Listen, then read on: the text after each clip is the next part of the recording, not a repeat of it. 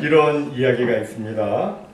스페인에 아주 엄격한 아버지가 있었는데 너무 엄격하다 보니까 아들과 자주 충돌이 일어났습니다. 어느 날 아들 파코가 아버지와 언쟁을 하다가 참지 못하고 집을 나가버렸습니다. 그날부터 아버지의 마음은 무척 아프고 괴로웠습니다. 마침내 아버지는 아들과 화해하기로 결심을 하고 스페인의 가장 큰 신문사인 마드리드 엘 리베랄이라는 신문에 광고를 실었습니다. 파코, 오는 화요일 정오에 몬타나 호텔에서 만나자. 모든 것을 용서한다. 아빠가. 이 파코는 스페인에서 흔한 이름입니다. 이제 화요일 정오가 되었습니다. 아버지가 호텔에 나갔는데 거기에 파코라는 이름의 젊은 남자가 무려 800명이나 와서 저마다 아버지를 기다리고 있었습니다. 무슨 이야기입니까? 세상에는 용서하고 용서받아야 할 사람들이 많이 있다는 겁니다. 사실 우리 모든 사람들은 타락한 죄성을 가지고 있기 때문에 자신도 모르게 본인이 원하지 않아도 자신도 모르게 다른 사람에게 상처를 또 입히고 또 자신도 상처를 입으면서 살아갑니다. 이건 우리 사람으로서는 어쩔 수 없는 거예요. 그래서 우리에게는 용서라고 하는 것이 필요합니다. 오늘 본문에 보면 예수님의 용서의 기도가 나오고 있습니다. 예수님은 온 인류를 구원하기 위해서 십자가에 달려 죽으시면서 7가지 말씀을 하셨는데 그 7말씀 중에 가장 먼저 하신 말씀은 바로 이 용서의 기도입니다. 아버지, 저들의 죄를 사하여 주옵소서.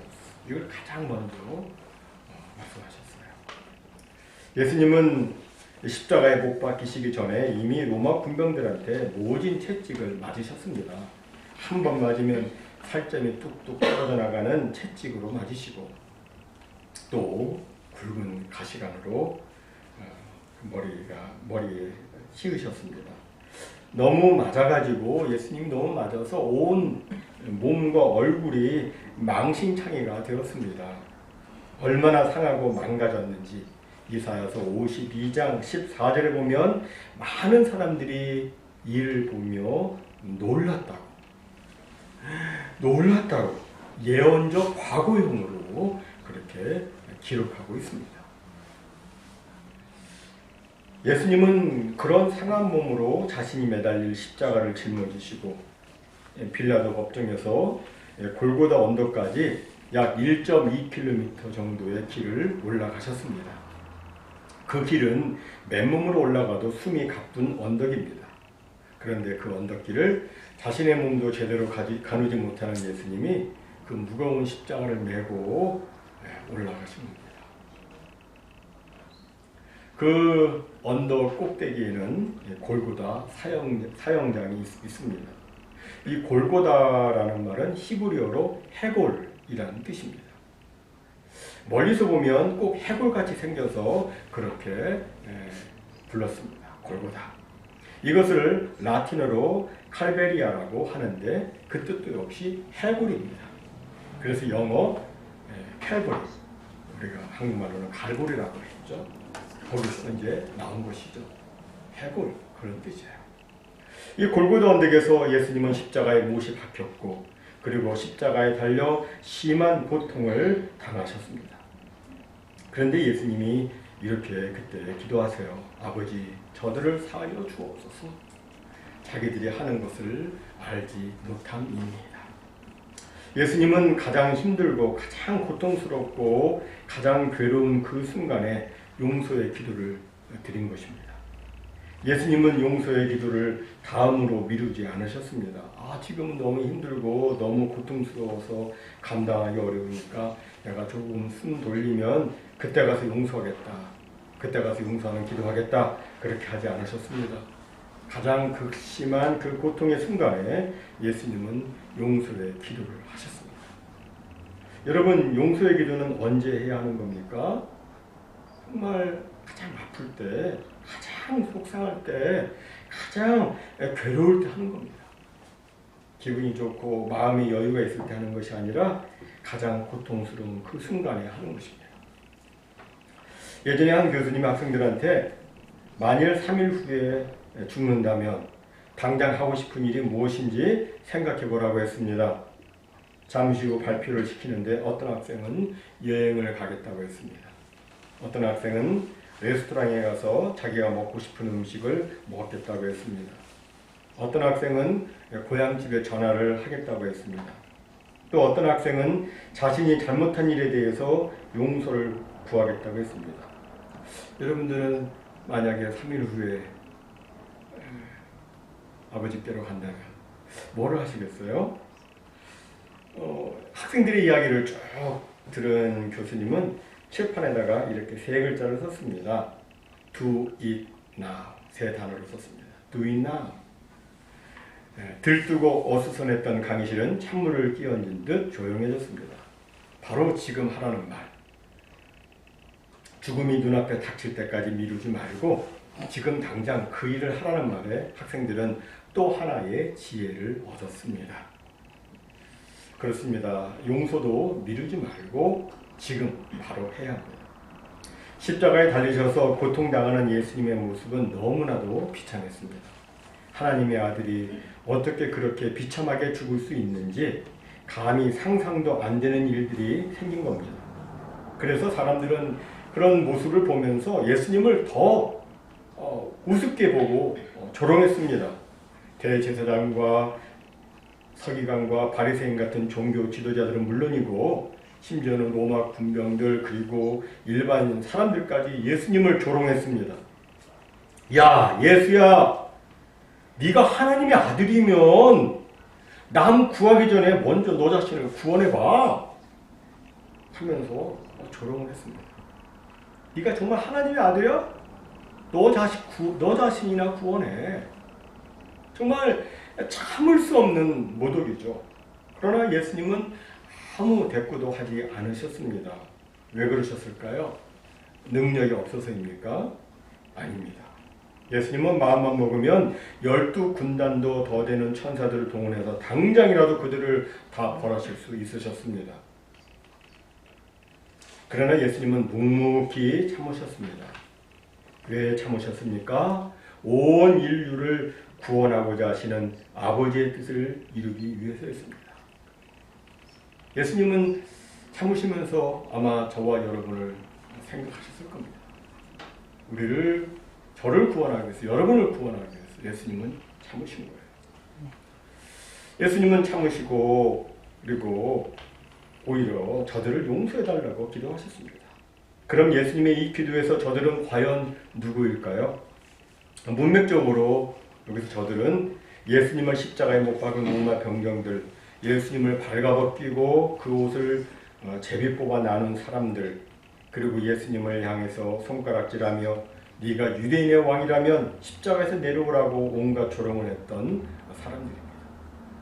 또 예수님이 말씀하신 저들 속에는 넓게는 자신을 십자가에 못 박도록 재판한 빌라도, 그리고 예수님의 머리에 가시 면류관을 씌우고 예수님의 얼굴을 막 주먹으로 치고 그 앞에 침을 뱉고 손바닥으로 뺨을 치고 채찍으로 예수님을 내리쳤던 사람들도 거기에 포함되어 있을 겁니다. 또 예수님이 예루살렘에 입성했을 때 처음에는 호산나 다윗의 자손이여 하면서 예수님을 환영하다가 자기 마음에 안 든다고 어떤 정치적인 이유 때문에 갑자기 돌변해서 예수를 십자가에 못 박으라고 외쳤던 예루살렘의 그 많은 무리들도 포함되어 있을 겁니다.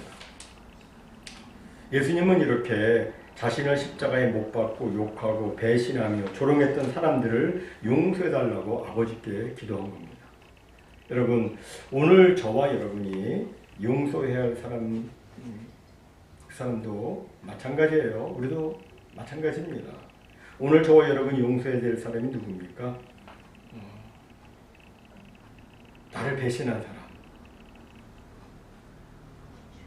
나와 우리 가정을 힘들게 한 사람, 내 마음에 정말 지울 수 없는 상처를 안겨준 사람. 앞에서는 나를 인정하는 척하면서도 뒤에서는 나를 모함하는 사람. 나에게 억울하게 누명을 씌운 사람. 나에게 인격적인 모독을 주고 생각만 해도 잠 못 이루게 하고 벌떡 일어나서 정말 괴로운 눈물을 흘리게 하는 그 사람. 이런 사람은 잘 용서가 안 되죠. 그런데도 주님은 용서하라고 말씀하십니다. 용서할 수 없는데 용서하라고 말씀하세요. 용서가 안 되는데 용서하라고 말씀하세요. 왜 그렇게 말씀하신 것입니까? 그래야 우리 자신이 살기 때문입니다. 1983년 3월 조지아주 풀턴 카운티 법원에서 재판이 열렸습니다. 피고는 흑인 켈빈 C. 존슨 주니어였는데 그는 백인 여자를 성폭행했다는 혐의로 기소되었습니다. 그날은 공교롭게도 배심원 전원이 백인이었어요. 근데 그들은 한결같이 흑인 피고를 의심했습니다. 합당한 알리바이를 대도 이건 무시하고 진범으로 결정을 했습니다. 이렇게 해서 켈빈 존슨은 억울하게 복역하게 됩니다. 그는 최후 진술에서 이렇게 말을 했습니다. 하나님이 내 증인이십니다.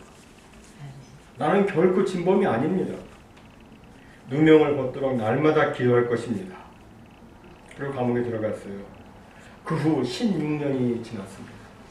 한층 정밀해진 과학적 수사 계기가 마련이 되어서 이제 DNA 검사를 받게 되었고 그 결과 진범이 아님이 밝혀졌습니다. 재심을 위해 법정에 나온 그의 손에는 성경이 들려져 있었습니다. 무죄를 선고받은 그에게 기자들이 질문을 했습니다. 존슨 씨, 당신을 16년간이나 감옥에서 썩게 만든 판사와 배심원들을 증오하지 않습니까? 보복하고 싶지 않습니까? 그는 이렇게 대답했습니다. 아니요. 분노와 증오를 내 마음에 담고 있으면 그것이 나를 죽입니다. 나는 살고 싶습니다. 나는 그들을 용서합니다. 여러분, 이 사람이 얼마나 현명합니까? 용서하지 못하면 그게 나를 죽여요. 내가 죽는 겁니다. 사랑하는 성도 여러분, 용서는 하나님의 뜻입니다. 우리를 위한 하나님의 명령입니다. 우리가 하나님의 명령에 순종해서 용서를 하면 우리는 마음이 평안해지고 또 행복하게 됩니다. 용서하지 못하면 불행하고 상대방보다 더 불행해져요. 열방대학 크리스트 김 교수가 쓴 인생의 응어리를 풀라라는 책에는 용서하지 못하는 사람이 겪는 그 불행이 12가지로 나와 있습니다. 첫째, 마음이 더러워집니다. 용서하지 못하면 마음이 더러워집니다. 둘째, 사탄이 틈을 탄다. 그러죠? 셋째, 미워하는 사람을 닮아간다. 넷째, 그런 이성과 결혼하게 된다. 다섯째, 주님과 멀어진다. 여섯째, 주님을 닮아갈 수 없다. 일곱째, 관계가 회복되지 않는다. 여덟째, 몸이 쇠약해진다. 아홉째, 외롭게 산다. 열째, 과거에 묶인다. 열한째, 상처가 치유되지 않는다. 열둘째, 용서받을 수 없다. 한마디로 용서하지 않으면 누구보다 자신이 큰 손해를 본다는 겁니다. 하지만 용서를 하면 그것처럼 행복하고 아름다운 것은 없습니다. 용서하며 살아가면 가정이 화목해지고 교회는 평안해지고 사회는 밝고 건강하게 됩니다. 그리고 은혜와 축복 이것을 받게 되고 모든 묶인 것들이 풀려지게 돼요. 용서는 열쇠와 같아요. 모든 묶인 것을 잘못되게 꽉 묶여 있는데 열면 풀려지는 거예요. 하늘의 문이 열리는 거예요. 놀라운 하나님 역사가 나타납니다. 그럼 어떻게 해야 용서를 실천할 수 있을까요?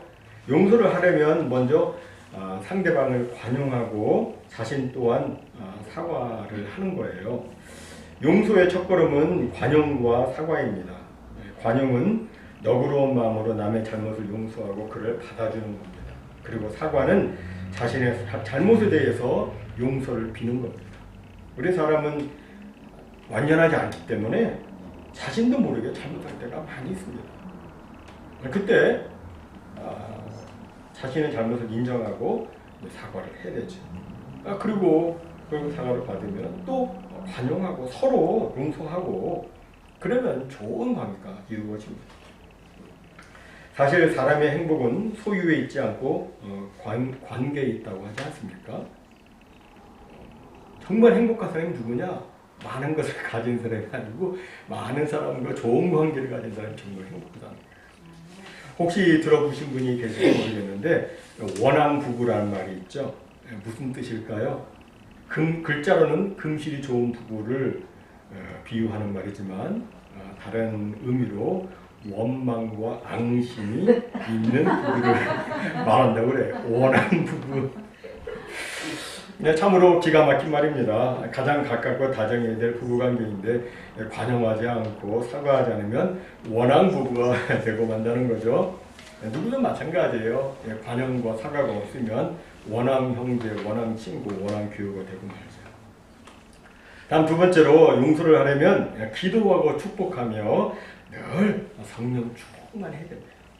용서에는 여러 단계가 있는데 성숙한 용서는 화해하는 것으로 그치지 않습니다. 성숙한 용서, 그 용서는 상대방을 이제는 위해서 축복하며 기도하는 데까지 나가는 거예요. 화해 약속, 그 다음은 축복과 그를 위한 계속된 기도예요. 예수님은 이렇게 말씀하셨죠. 나는 너에게 이르노니 너희 원수를 사랑하며 너희를 박해하는 자를 위하여 기도하라. 로마서 12장 14절은 또 말씀합니다. 너희를 박해하는 자를 축복하라. 축복하고 저주하지 말라. 근데 우리가 살다 보면 우리가 분명 내가 용서했고 또 용서한 줄 알았는데 얼마 후에 또 어떤 상태가 안 좋아지고 그러면 옛일이 자꾸 떠오르면서 다시 막 화가 들끓으면서 나쁜 생각이 막 들 때가 있어요. 이 나쁜 생각은 하나님이 주신 생각일까요? 사탄이 가져준 생각일까요? 나쁜 생각은 사탄의 생각이에요. 하나님의 생각은 그런 생각 안 주세요. 그건 사탄이 시험하는 거예요. 그때 어떻게 해야 돼요?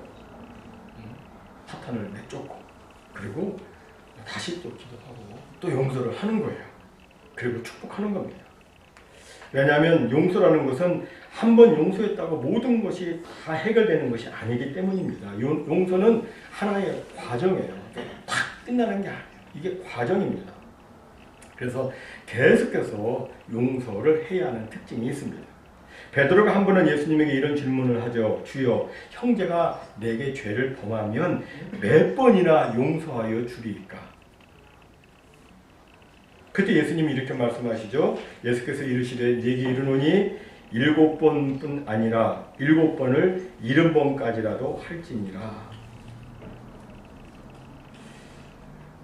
7번을 70번, 490번인데 490번인데 우리는 이 숫자가 단순히 490번을 의미하는 것이 아님을 잘 알고 있습니다.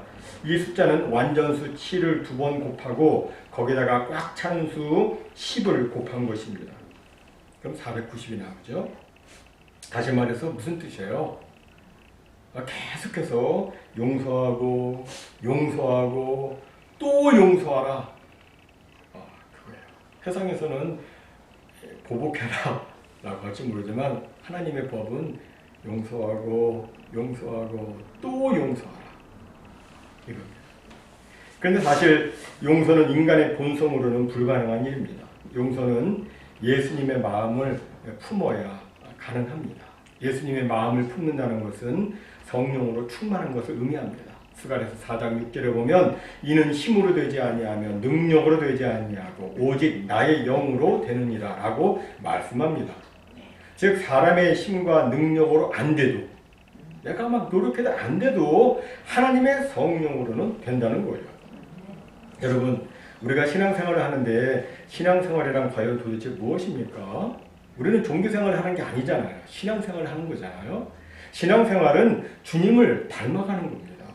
주님처럼 사는 거예요. 예수님이라면 어떻게 하셨을까? 질문을 던지고, 이 상황 속에 예수님이라면 어떻게 하셨을까? 질문을 던지고, 내가 힘들고 어려워도 예수님처럼 사는 것이 진정한 신앙생활입니다. 예수님께서는 고통과 괴로움의 순간에 어떻게 용서할 수 있는지 그 실제적 증거를 십자가 위에서 나타내 보여주셨습니다. 이것을 보고 우리도 이제 예수님을 닮아 예수님처럼 그렇게 행하는 거예요. 고통스러운 순간, 참을 수 없는 순간에도 용서를 하는 것이 진정한 신앙생활인 겁니다. 사랑하는 성도 여러분, 용서는 하나님의 명령입니다. 단순한 권면이 아니고 하나님의 명령이에요. 그리고 용서는 감정의 문제가 아닙니다. 성경은 우리의 감정에 따라 용서하라고 말씀하지 않았습니다. 용서할 마음이 생기거든 용서하라고 말씀하지 않았어요. 용서할 기분과 느낌이 있을 때 용서하라고 말씀하지 않았습니다. 하나님은 그저 용서하라고 말씀하셨어요. 내키지 않아도 이 감정적 동의가 없어도 용서하라고 말씀하셨기 때문에 우리는 용서해야 돼요. 그리고 용서의 기도를 드리는 거예요. 정말 힘들죠. 하지만 용서의 기도를 드리면 하나님이 역사하신다니까요. 아버지, 저들을 사하여 주. 예수님처럼 기도하세요. 하나님이 역사하세요. 지금 우리는 사순절을 보내고 있는데 이 기간에 우리가 성경 읽고 기도도 하고 금식도 하고 여러 가지 선행하는 거 꼭 필요한 일이고 정말 좋은 일이죠. 그러나 중요한 한 가지, 우리가 예수님의 십자가 안에서 용서의 은혜를 체험했다면 또한 용서의 삶을 살아야 한다는 것도 우리는 잊어서는 안 됩니다. 모쪼록 늘 성령의 충만함으로 예수님의 마음을 가져서 어떤 상황, 어떤 순간에서도 예수님처럼 용서하고 또 용서하시기 바랍니다. 그래서 용서하는 자가 받아 누리는 마음의 평안과 하나님의 놀라운 은혜와 그 행복, 그 축복, 그리고 영육이 강건케 되는 놀라운 축복을 다 받아 누리는 우리 모두가 되시기를 주님의 이름으로 축원합니다. 아멘.